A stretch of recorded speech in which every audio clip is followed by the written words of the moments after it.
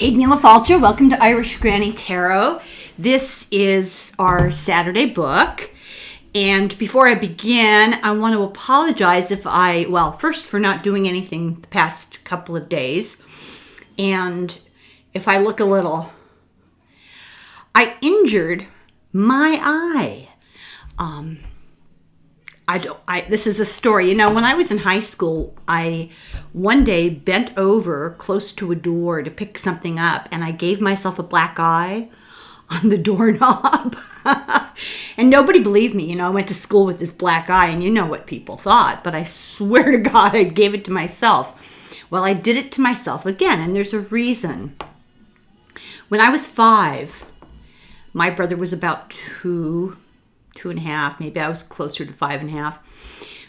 I remember this day like it was yesterday. We were having a little contest to see who would be in possession of the Tinker Toys.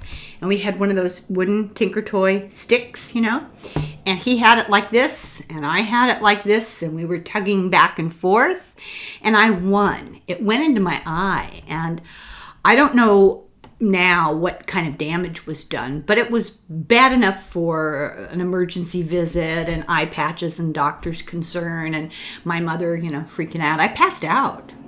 That's pretty significant. And ever since then, I've had really poor depth perception and a little trouble with peripheral vision. It's not unusual for me. I buy all my dishes and glasses at Goodwill because why throw money away? I am forever putting things down on a surface only to have them crash to the floor because I misjudged where the surface was. So a couple days ago, I was hanging laundry on the line because, I still do that. And I dropped something and I bent over to pick it up. And we have potted plants. Some of them are succulents. Some of them have those long leaves that are like blades. I put one in my eye, and I think I might have even torn my cornea a little bit. I was worried at first. I was going to give it 24 hours, but it seems to be on the mend. But in the meantime, I've been like Popeye, and it's just annoying. So if I look like this story is making me emotional, it will. However, that's not the only problem. So enough of that. Let's talk about our book. This is video number 1. A Soul Remembers Hiroshima by everyone's favorite, Dolores Cannon. I thought this was apropos. August 6th is the anniversary of the bombing of Hiroshima, and then August 9th was Nagasaki, and the whole Oppenheimer to-do, which I'm going to do a whole video on after this book. Probably the beginning of next week. I was going to do it before I tried to blind myself. So I thought that everybody would really appreciate this. I thought it would give everybody a slightly different perspective.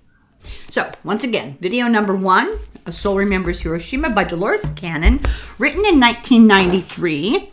And, I'm supposed to read a quote to you next to the preface. Okay. Well, I'm sure now. I haven't seen the movie Oppenheimer, but most people have. And, of course, now people are very familiar with the famous quote from the Bhagavad Gita, I am become death, the shatterer of worlds, quoted by Oppenheimer while recalling the first atomic bomb blast near Alamogordo. And we're going to talk about that later.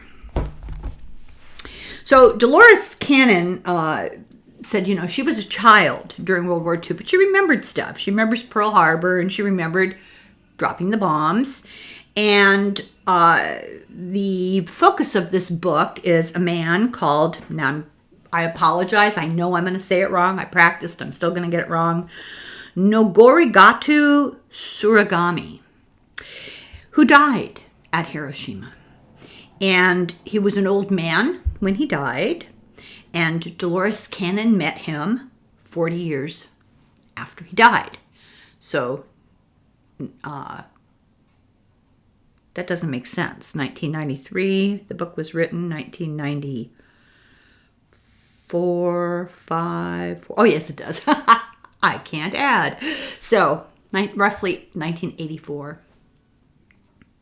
So, she had a client with whom she did past life regressions, and person had numerous other past lives, and one of them was this man, Nagorigatu, and this is his story. She said that these sessions tested her ability to be objective as the person doing the session, as the hypnotist, because, well, you'll see why. This is an eyewitness account from a kind, caring, intelligent, witty, charming man who did not survive the bombings, well, the aftermath. So chapter 1, the beginning of the adventure. In 1983, Cannon met a girl at a party, and they had instant recognition for both of them. The woman's name was Catherine Harris, but it was impossible that they had met before in this lifetime, but she seemed familiar.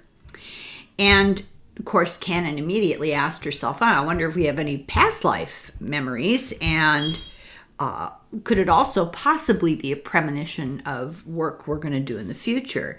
But they both felt strongly they were destined to meet and to work together. This young woman's name, her nickname was Katie. She scheduled a session. She was 22, happy, charismatic, but very shy. And she seemed older than her age, wise for her age. She was born in 1960. Her parents had jobs that caused them to travel and move a lot, and they were Pentecostal religion. She always felt out of place because she was uprooted so much, but she felt out of place with her family and her parents, and they wanted her to be more like them. This was a dissonance that everybody recognized. In this book, it's not her real name, Katie. In this book, she wishes to remain anonymous because her parents would never have accepted the notion of past lives. This book, written in 93, who knows what has happened with these people since, but Cannon agreed for her to be anonymous. And her family, for example, moved 3 times within her sophomore and junior years, and she was so uprooted, so disconcerted, she quit high school. She took the high school equivalency exam, and then she joined the Air Force and became a computer specialist, but she never left the States. She was never sent overseas. She ended up in the Midwest after the Air Force, working in an office doing computer work, and this is early days, right? For her, history and geography had no appeal. She never read anything, either fiction or nonfiction. She liked romances and fantasy books. Dolores Cannon expected to undergo the usual boring regression of everyday lives. She commented that most people, especially in their first few regressions, they recount dull, banal lives. They're not anybody important of any sort. And I don't mean famous. I mean, they weren't like mayor or, the boss. They were usually very ordinary people leading very uneventful lives. And to listen to their regression was kind of dull because nothing happened.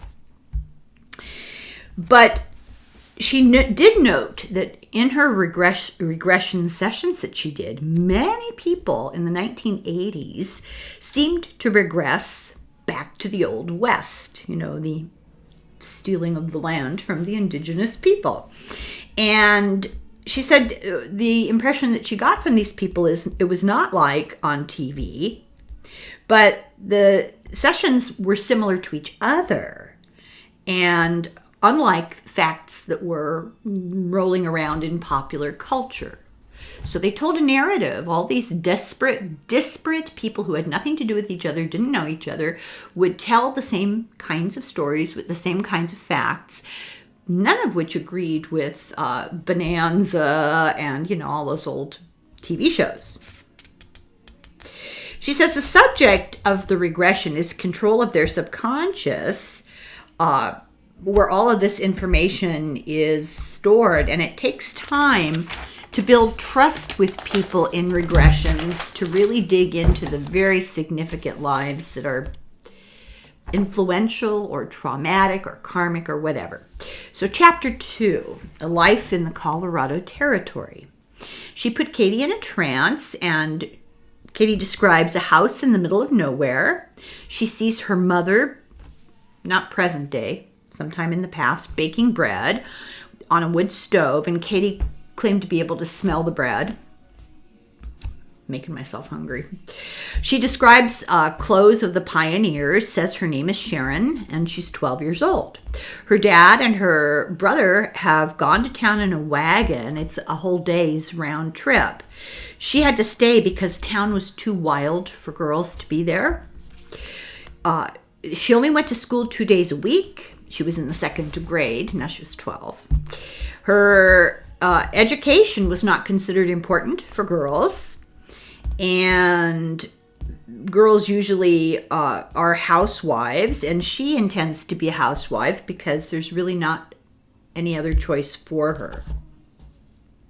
Her dad goes back and forth to town maybe twice a month. Sharon describes a dinner of stewed chicken and bread, and she describes the china. It's been 2 months since I read this book, so I'm trying to decipher my handwriting. Sorry. She describes blue and white special china. They usually eat off of wooden bowls, and this was a fact that Cannon was later able to research and indicated that these were probably settlers from the late 1800s. Sharon says that her brother Philip was 16, and Cannon is like bored listening to her dinner and says, well, let's move to you being in school. And she describes a school that's just built of rocks stacked up. It's a rock building. There are 12 children, 1 room. Sharon doesn't like the teacher, who is strict and whips them and uses a ruler on their knuckles. They're not allowed to talk. The nuns at my school used to use rulers on your fingers if you played piano notes wrong. I mean, whack. So she asks her to move to an important day in her past, and it's raining. She describes a day of raining, and it's her father's funeral. And when asked what happened, Sharon says, we don't know. His heart stopped. And she's 13, so it's been about a year. And the subject, Katie, starts to cry. It becomes very emotional. So Cannon moves her to the age of 14. She's plowing with a jenny. And Cannon didn't know what a jenny was. Jenny's a girl mule. And they were planting corn. Her brother had just left about 6 months before, so she didn't go to school now. Only she and her mother were there, and all she can do is sign her name and read just a little bit. Cannon gives her a pen and asks her in hypnosis to sign her name, and she signs Sharon Jackson with her right hand. Interestingly, Katie is left-handed in real life. A handwriting expert looked at the signature later and said it bore no resemblance to Katie's real handwriting. Sharon says the only book she had was the Bible, and she describes dances and socials and church events on the weekends. Cannon moves her ahead. She's 16. She's getting married to a guy called Tom Jacobs, who's 26. And for their wedding, they have a picnic in the churchyard. He's a blacksmith. He makes good money. She describes what she's wearing, a blue silk dress that's store-bought, which makes it very special. So she's going to move into Tom's small house behind the blacksmith shop in a nice part of town. So she's kind of coming up in the world. She describes some shops. There's a newspaper called the Gazette.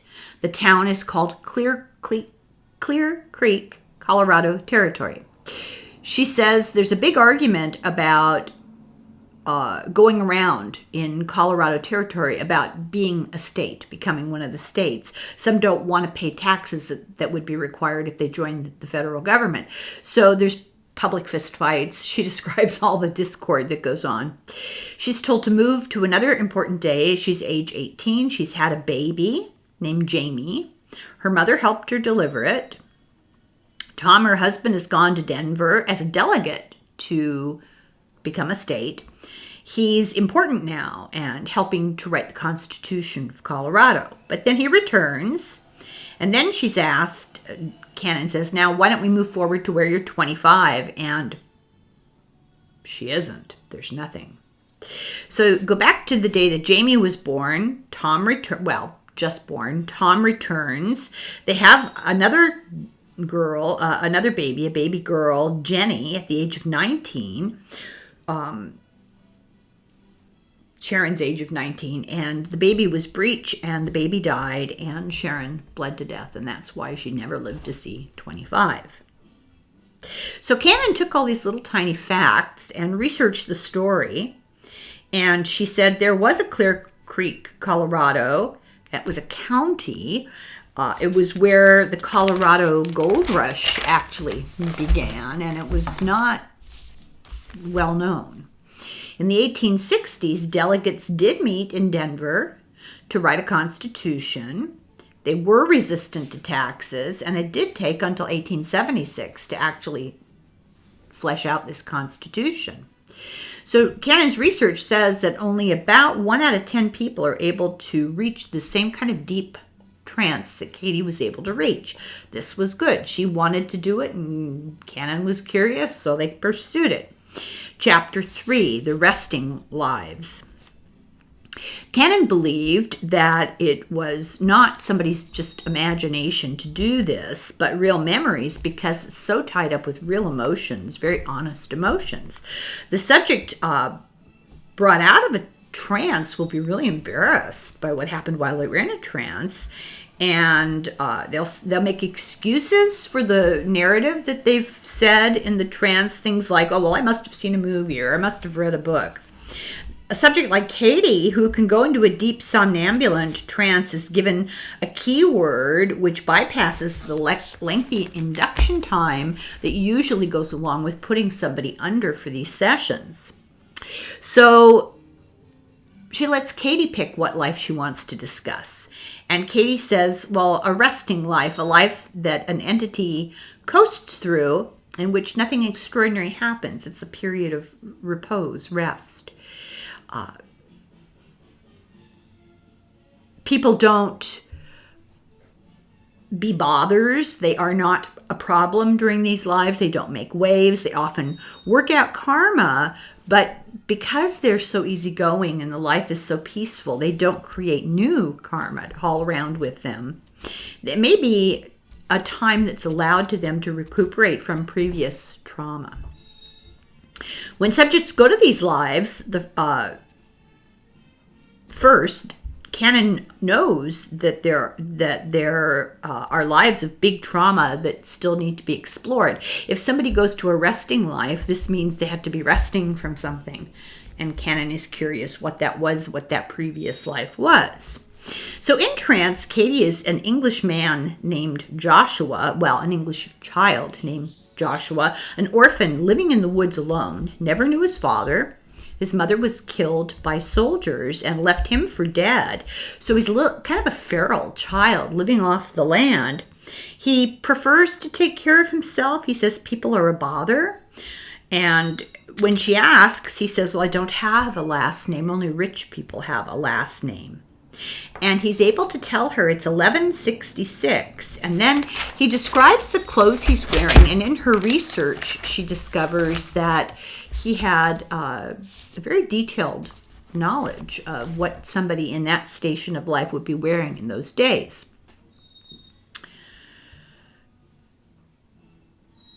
Oh, this is interesting. I'd forgotten this. He describes a group of riders in chainmail wearing helmets and accompanying a woman in a what he calls a carry box, that she's going to get married, and she's dressed like a very wealthy person. When Cannon investigated, she discovered that if you didn't walk, because you were poor. You didn't ride a horse because you were lucky, but you were wealthy. You would be carried by servants in a litter, a box with posts that they would carry, like Cleopatra, And this went on from the 11th to the 17th century because they did not have paved roads.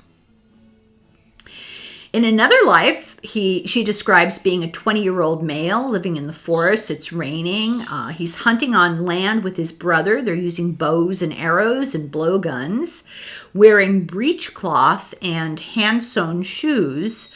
And it's always a hot area. They live by a river. It's the only information.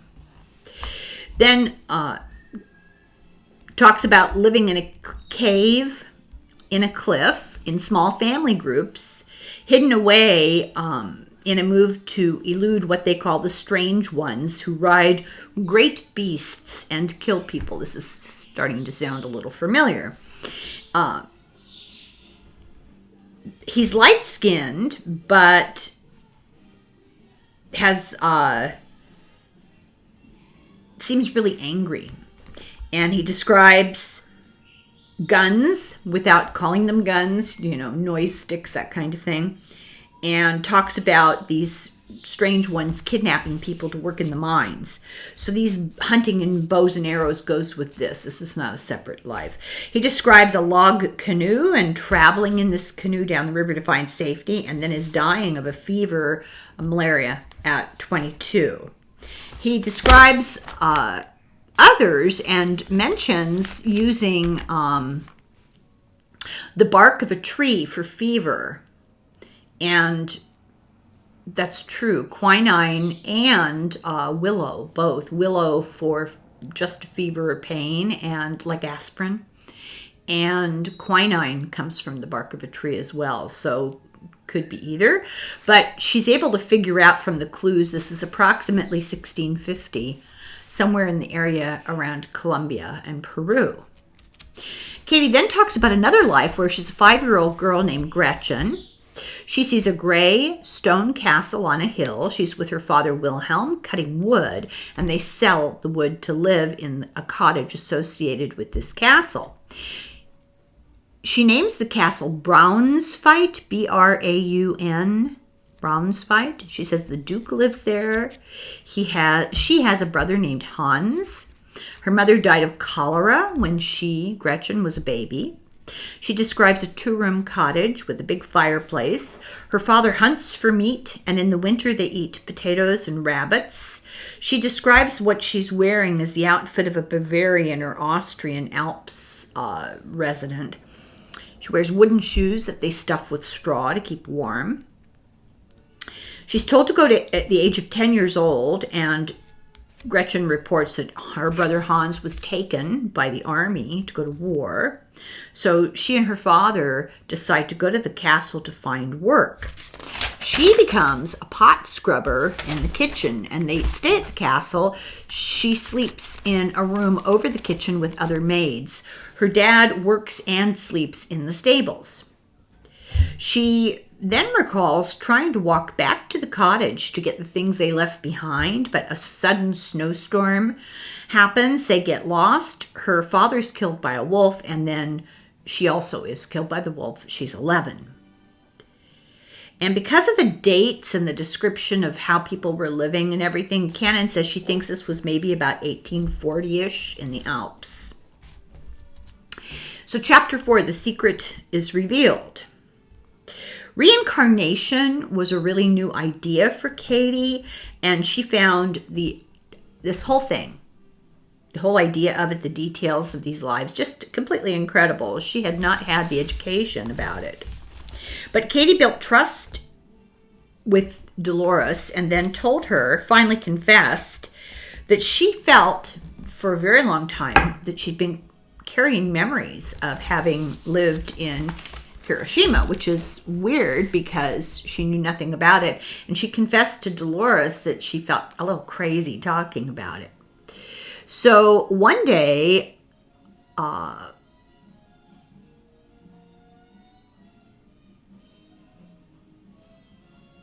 Okay, so one day she turned on the television at random, and it was a documentary.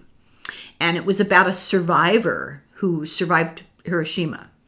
And it was not a film about the bomb itself, and it was not a film about the aftermath. It was just this woman talking. And Katie had this really strong emotional reaction. She was horrified, and she turned off the TV. But she knew she'd been there. She felt she had been an old man, and she had been seeing the events unfold from his point of view. So he had been present when the bomb dropped, she said, and had lingered for 9 days, getting progressively sicker. And he saw many people die slowly, as did he. This made Katie cry for days. She was in great emotional shock, and she felt like she knew this event. She was still struggling to cope with it. She still felt like she was reliving it, and she felt great emotional pain around it. Cannon knew that this life had meaning and purpose in Katie's present life as Katie, which is why she was remembering it. It was important for her to go back and look at it. And Katie knew that Dolores Cannon could control the situation. Cannon agreed that she would be able to ameliorate the shock of revisiting this. She couldn't understand why she hadn't remembered it sooner. And then Cannon learned this, that Katie was born dead in a home birth. The doctor could not revive her and set her aside to help save her mother. But her aunt focused on this baby that appeared to be dead and tried for minutes to revive her. And Cannon decided, well, let's take you back to that birth and see what's going on here. She felt that Katie had been reluctant to enter the body. So she put her in a trance and told her to go to the time when she did enter her physical body, hoping that she would describe this reluctance as a new infant to do that. But Cannon got the shock of her life. Katie described standing at the foot of a bed and getting ready to enter an adult body and trade places with the spirit that had already been in Katie's body for 21 years. So what she's saying is her aunt revived her. She was alive as an infant. And for 21 years, she was one soul. And at the age of 21, a new soul stepped in. So her original soul was overwhelmed and on a subconscious level had asked to be switched out. And apparently that's a thing. I don't think I've done the book yet. I've got it ready, but we've got books by Dolores Cannon that describe this in detail. So this is not possession, and it's not well, I don't know if it's walk-ins. I'm always confused by that. But just souls trade places. And it's apparently done all the time. Hard to wrap your head around. So these two souls had known each other previously, like before being incarnated, and had similar personalities, and they had agreed to switch. It was done all the time and was considered a better choice than suicide, although suicide's not judged. That's important to know that. It's not judged.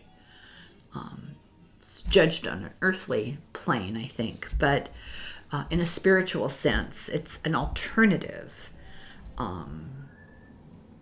In religion, there's a lot of judgment attached to it. In metaphysics, that's not true. So the goal was to continue with this body, to let this body live and to go through what was possible to learn. And it is possible for a spirit to change its mind, for a soul to change its mind partway through a life. That's really incredible. So Cannon had trouble accepting it, and it is a walk-in. It is a walk-in. So Katie had become a walk-in 6 months before she met Cannon. So interesting. So Cannon starts wondering, okay, so what is reality anyway? And can we ever know anyone? Or can we ever know our own selves if this is something that happens a lot? But Katie's memories felt so fresh because they hadn't been dulled by the trauma of birth and growing up. She was able to relive her time as an old man in Hiroshima because there wasn't this interference from the first 21 years of her life. She felt like it had just happened, Hiroshima. She was startled. She said that she felt no different from when she was 18 or whatever, and felt she was still the same person, had always been the same person. But her parents said something interesting, that she changed around the age of 21, and they thought she was just growing up and maturing. Cannon knew she'd have to wait to pursue this with Katie until Katie was emotionally and psychologically ready to look at it. So, chapter 5, the memory emerges. She convinced Katie to explore the time between her life as Sharon in the 1870s, roughly, in Colorado, and her life now as Katie. And she told her, okay, let's just do this progressively. Took her in trance to a happy day in 1925. And Katie was a man in his late 50s making pottery. He had a small farm 20 miles south of Hiroshima. And this verified Dolores Cannon's suspicions. Okay, she warned, don't research the history in case your knowledge of the history influences the session, even through ESP. So she had been warned about this. She warned Katie. She said, just don't research anything. Let's not put the information out there into the ether by studying it, and maybe we read each other's minds and we're not getting a real honest look at a past life. So she did no research before these sessions. And she, in fact, did no research until months after the sessions with Katie ended. And then she met a woman who had lived in Japan for 5 years, and that was interesting because it helped her to research a lot of stuff. So in the sessions, Cannon asked this man, this potter, about his life. He lived in a farm in the valley on an island, and he had 2 sons, 33 years old and 29 years old, and he grew rice with his wife just for their own consumption. They ate fish and bean sprouts. They lived very simply, and they lived very close to a completely self-sustaining existence. They had goats and chickens. His son used 2 oxen to prepare the fields for him, and he described flooding the rice fields and how they did it and the reason why they did it and how they got rid of the water in great detail. He said that they flooded the fields, only, not too deep, to prevent weeds from competing. The rice liked the water. It didn't rot the rice, but it killed weeds. And it made life a lot easier. They didn't have to pull any weeds at all. And then they would use special water gates, which he described in detail, to drain the water off the fields. He described his house. It was a 2-bedroom, 7-room house with a gray roof with pagoda gables. He had a room with a brazier, which was a coal heating thing, a porch room with the sliding doors, and a storeroom. And he describes a low eating table with cushions that they would kneel or sit cross-legged on, and underneath it they'd put these coal-burning braziers that would keep you warm. Little charcoal heaters. So she asked him, are you rich or are you poor? And he said, well, we're comfortable. Cannon was interesting. He said that his house faced south. You don't want to put your house to face north because it invites evil in. The brazier goes into the well of the floor in the kitchen and provides charcoal for little portable heaters all over the house. And, she didn't know this until much later, and research proved that this was completely accurate. They wore an outfit called a gi, which was a wrap shirt over short pants. Shortened, not shorts, but not to the ankle. And a tie belt. This is very common men's casual clothes. And the kimono that everybody knows was more formal. So he was working on pottery to sell, especially to sell in Hiroshima. He would go once a month with his pots to sell in a cart pulled by oxen. He would stay a day or two, usually go alone and stay with his cousin. She asked, "Do you sell enough pots?" And he says, "Enough to be comfortable." She said, "Are they expensive?" He says, "Well, beauty usually is." He made bowls for the altar. He made small figurines, and he used natural dyes like herbs and mud. He has to buy a special blue dye, and he would twirl it in a certain way to make a design. He says he knows there is an emperor of the sun. He is quoted, he said, this man, the potter, says, "The world leaves me alone, and I leave the world alone." Cannon asked Katie, "Are you surprised?" And she said, "No, I knew I was in Hiroshima that day."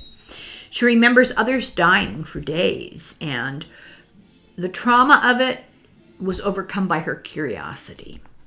Later research showed that all these details were true. Chapter 6, childhood. Cannon decided to go back into this man's childhood. She wanted details of life in Japan that she could confirm. So he started school at the age of 7 and went till he was 12. And he said it was more common at that age for hands-on learning a trade like to apprentice, usually from his family, whatever their job was, but he could be fostered out to learn as an apprentice to somebody else. The length of time just would be dependent on what the skill was. It took several years of learning to get good at pottery firing and glazing. She asked him to describe his school at the age of 11. He said there were low tables, one child per table with an ink pot and brushes. The classes ranged anywhere from 8 to 16 kids. They didn't learn the same things at the same speed. There was a lot of independent learning, and they used scrolls. He said it was hard to learn to write with brushes, that his teacher was a strict man. The school was in the village a mile away, and his brother goes to the school too, and they don't go when they're needed at home. No girls go to school. They're taught by their mothers. He goes 5 to 7 hours a day. He's not sure, didn't have a clock. He'd rather be outside with the animals. So her research showed that his family must have been well-to-do. Poor kids wouldn't get to go to school with one kid per desk. That was the clue there.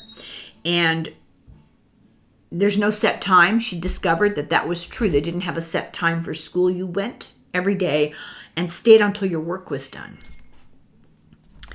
And he was apprenticed with his father, and at school he learned math to be able to do the budget and handle the money, and to learn history and legends and myths.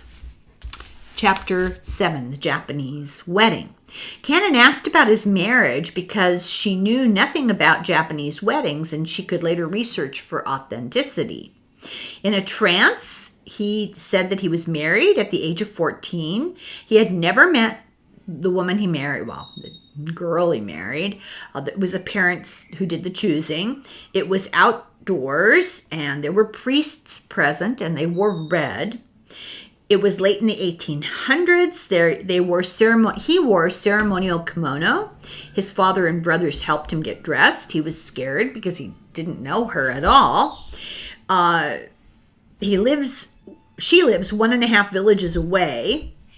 He only saw her one time at the engagement ceremony, and they were both too shy to speak. And probably he wouldn't have been able to cancel it even if he hadn't liked her looks, but he liked her looks, so that was helpful. He was 14, she was 12.5 or 13. He was his father's apprentice, a potter, and they would live with his family. Cannon asked, "Do you make little figurines? What do you call them?" And he says, "Zakuri." And sometimes he hides them from his father because his father thinks it's a waste of time and material, that they're not useful. His father considered them more like toys. So he describes the wedding kimono that he's wearing. It's a blue silk with plum and a black obi, the belt. Has flying birds on it. The obi is tied with a special knot in the back, which his brothers have to do for him. And they'll wear black silk caps to get there, but once they get there, they remove them indoors. He wears silk sandals with straps between the toes and wooden gita, Geta, which are platforms on the bottom, and the sandal silk match the silk of the kimono. They have a big procession to the temple, and they will meet her at the shrine at the temple. At the ceremony, the priest is talking about ancestors and families and blessings. Be fruitful, be happy. They're bound with a silk thread around his wrist and hers, and they're knotted together, and they cut it, and that means symbolic that the souls are joined and always together.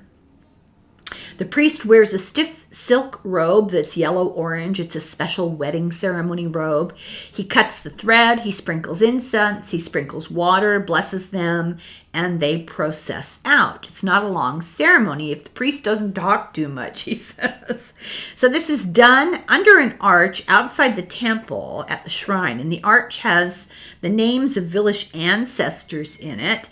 It's a torii, a square entry to a Shinto temple. You could get married anywhere. It didn't matter. This is just where they chose to do it. As long as the priest showed up, then you were good. The bride wore cherry blossom silk kimono with a pink obi with a knot in the back. Her hair has ceremonial knots in it with things sticking in them like birds and butterflies, objects for luck and fertility. Earrings that she's wearing are good luck symbols. They paint their women's faces white because a lady would be fair-skinned because she didn't have to work outdoors. It's like pancake makeup sort of, and her eyes and lips are outlined. She doesn't wear a hat. She has this elaborate decorated knotted hairdo. Cannon asks, is she happy? And his answer is, well, who can tell with girls? So she asks, are you a little scared? And he says, oh, not really. But Cannon got the impression this was kind of bravado. Both extended families were there. Her parents paid the priest. He says, we return to the house and we have a sake ceremony, which makes her a true Japanese wife. He pours a cup and she takes a sip 3 times, and that seals the deal. She's his wife. There's happy celebrating, music, dancing. He describes the instruments. A harp called a biwa, like a lyre.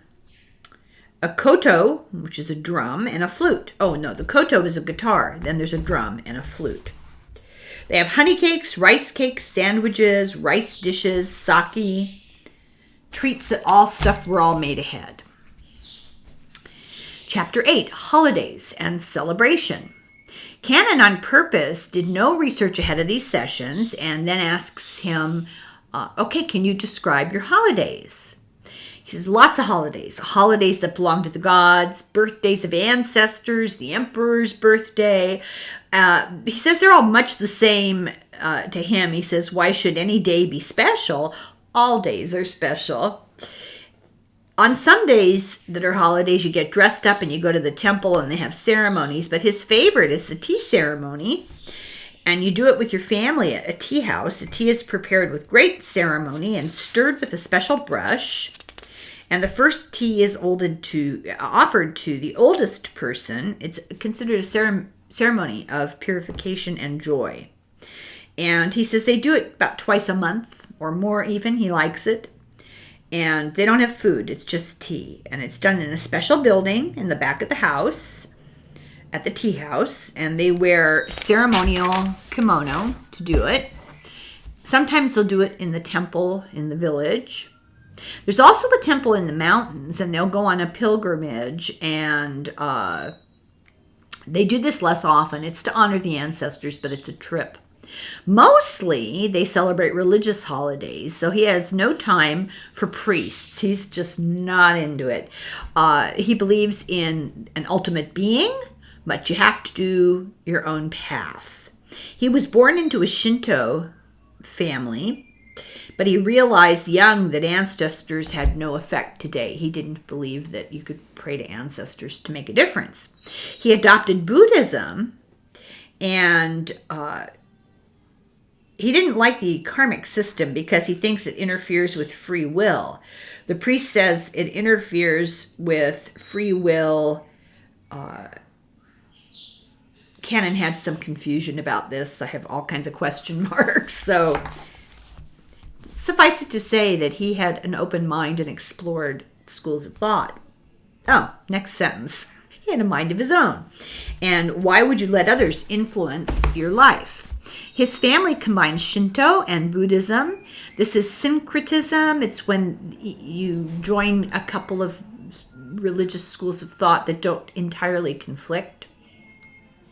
He believed we make our own destinies and problems, and then we have to take through our own actions, so we have to take new actions. He believes in a universal force that we are too unadvanced to name, a great power. He cannot explain it because he doesn't feel like he has the ability. During World War II, Shinto was the official Japanese religion, and it took on very patriotic overtones. Oh, sounds very familiar. Many Japanese used both religions. They used Shinto to define their patriotism, and they used Buddhism to define their personal morality. He was taught by priests as a child, and some school teachers were priests.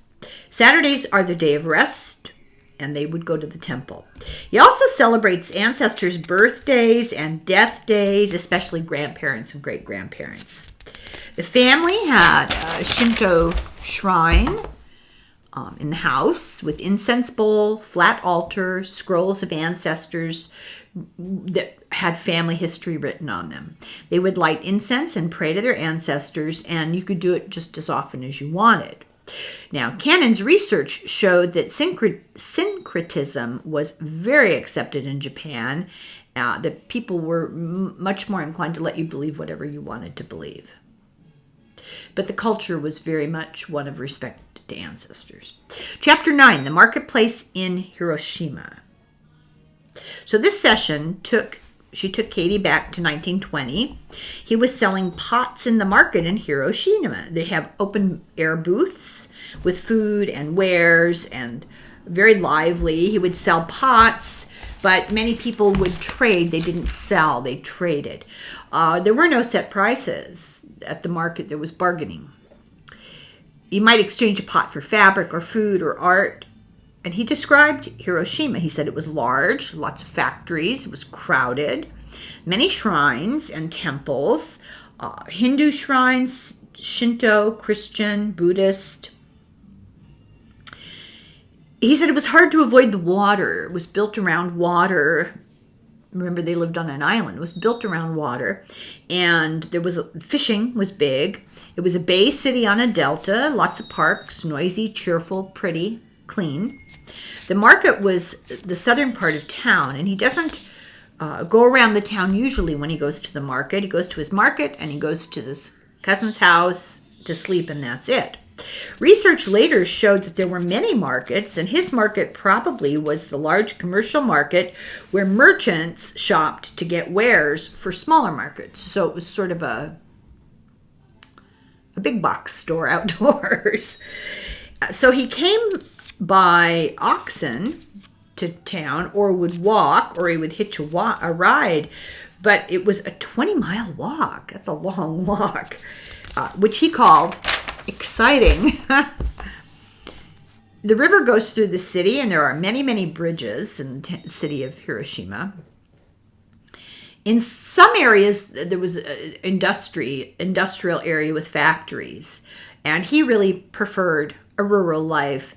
Because he was son number 2, he had an easier time living away from his family for a while, half a day away. He didn't have to spend his entire life as the obligatory oldest son taking care of everything. He bought his farm partly because it had a lot of woods that he could cut trees for kiln. He bartered oxen and goat for it. He built his own house. They had 2 sons, and the sons live with him. And he talks about names. His, Nogorigatu, Suragami. I guess I didn't write anything else, so apparently it wasn't terribly important to go into that. Chapter 10, the war edges closer. So Katie was sure that she was in Hiroshima when the bomb was dropped, the wrong place at the wrong time. So Cannon took her to the spring of 1942. The old man was watching the water wheel that regulates the water on the rice paddies and keeps the weeds out. You drain to plant it, you let it dry, you make furrows and plant in the furrows, and then when it grows a little, you flood it to keep the weeds away. Animal dung is added regularly, and they do the harvesting and the separating of the rice from the stalks by hand. His number 1 son he calls My Pain. He's way modern, he always pushes new ways, wants to move to the big city. Number 2 son is a quiet person who's a listener, and the old man believes that in the city, people live too fast with no care for each other. And he has been avoiding the city because there's been increasing talk of nationalism and changes in the government. And he wants to be strong. He thinks, they want to increase the strength of the government. And he thinks, just leave things the way they are. It's absolutely fine. The other side, pushing for a stronger nationalistic type of government, is growing. This sounds crazy to me. Oh, this is Cannon. She says, it sounds crazy to me,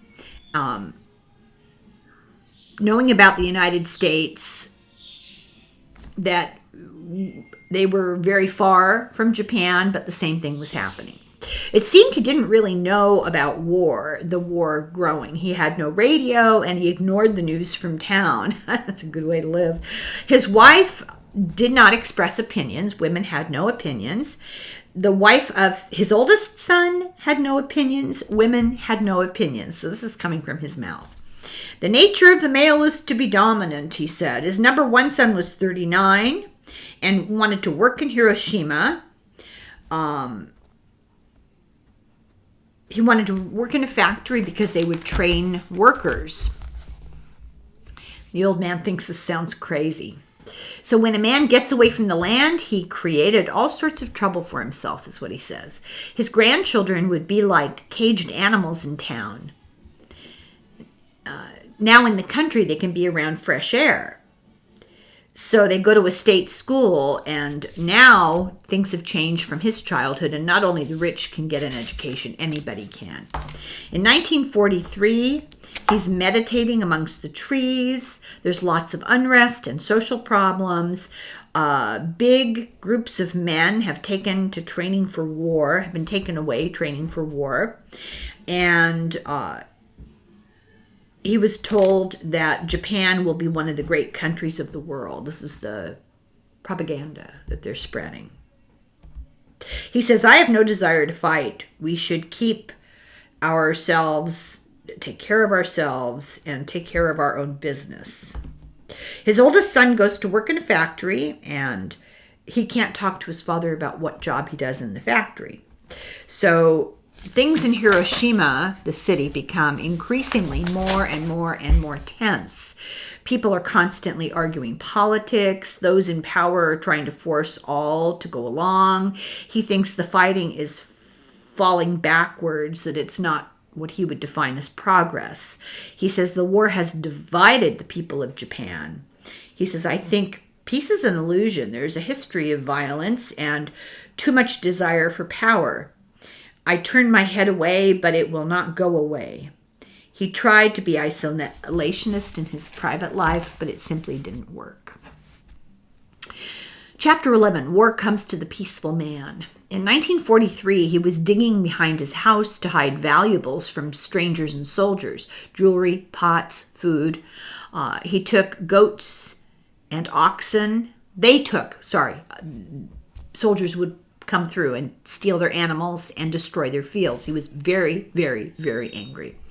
His sons were taken away, drafted to fight for the good of the country in the Pacific. They had no choice. They weren't allowed to write letters, and they weren't allowed visits. His first son did work in Hiroshima for a while, but came back to the farm and then got drafted. Soldiers were taking people to keep dissidents from revolting. So you see a fascist society growing with more and more oppression of people. We are at war. I don't know why. It's depressing, he says. We're at war because some general wanted to prove his superiority with power against the United States. It was a war of power to make Japan a great power. He says, I think of all the death and destruction, reasons to kill for what you want. What's the reason? He says, what can you win when you kill for gain? What enjoyment or good comes from that? Nobody wins, and Japan is fallen. We have never had peace. No one is happy unless there's somebody in power and they're arrogant.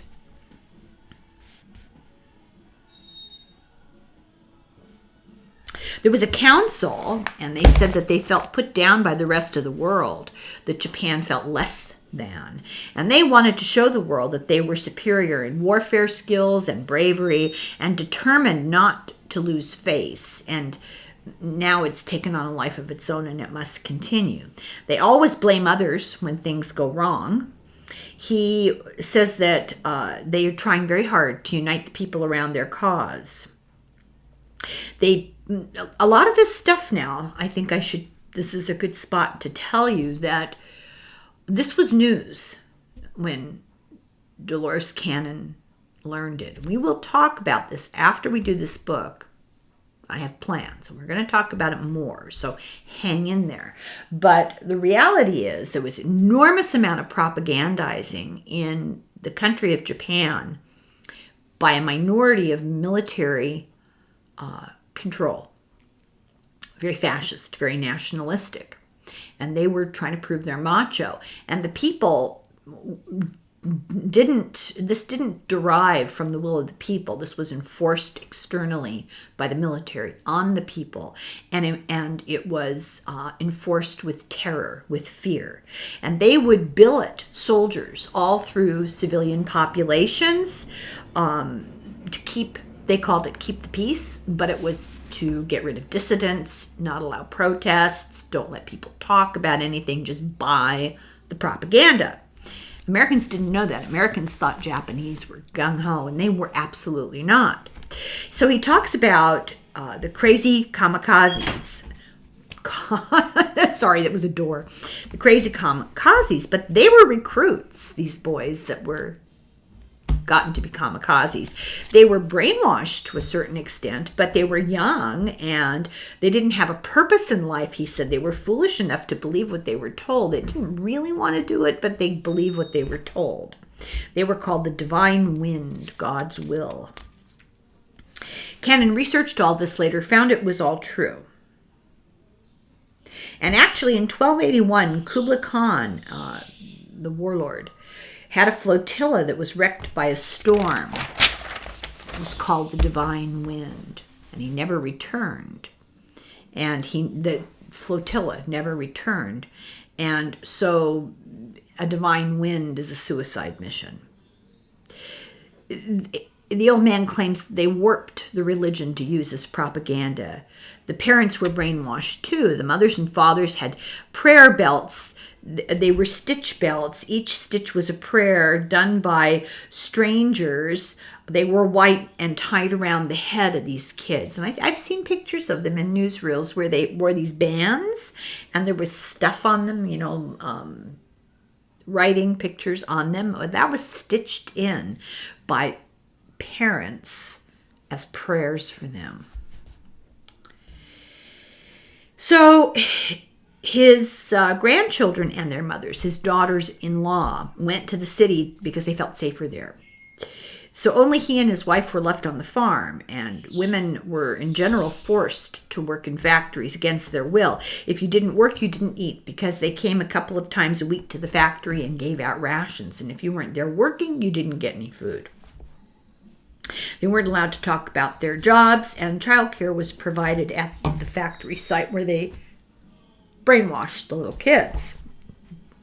There was nobody left in this countryside to grow crops or food. But they were convinced that they would win, and then they would just be able to take the spoils of war. The people didn't want this, but the soldiers kept them quiet and in line, and many disappeared or were killed if they spoke out. They were told they had to produce a unified front.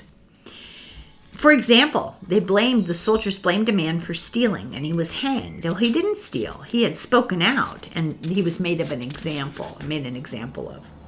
They confiscated all civilian guns because soldiers were the protection. They took all the food, and people had no way to plow because they took all the animals. And every time they grew something, the soldiers on purpose would march through their fields and destroy them to prove they didn't depend on the farmers because they were going to be victors and have the spoils of war. Headquarters for the military was above the town and in huts to keep watch on the people. They threatened to burn everyone out to deprive the enemy of any place to hide. She asks him, do you think other countries are your enemy? And he says, people are people. People are not enemies. If he cuts, he bleeds. That sounds familiar. He says, I've never seen an American. I can't be an enemy if I've never seen their face.